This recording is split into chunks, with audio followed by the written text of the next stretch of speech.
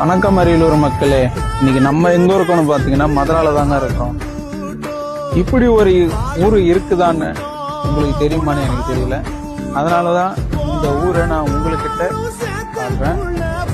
ஒரு ஊர்ல பாத்தீங்கன்னா கிட்டத்தட்ட 400 குடும்பமாவது இருக்கும். சரிங்களா? இங்க பாத்தீங்கன்னா வெறும் 7 குடும்பம் தான் இருக்கிறாங்க. காரணம்னு பாத்தீங்கன்னா கிட்டத்தட்ட எனக்கு தெரிஞ்சு ஒரு 20 வருஷத்துக்கு முன்னாடி இந்த கிராமத்தை விலைக்கு வாங்கியதா சொல்றாங்க. கருத்தை மக்கள்கிட்ட கேட்டுக்கலாம்.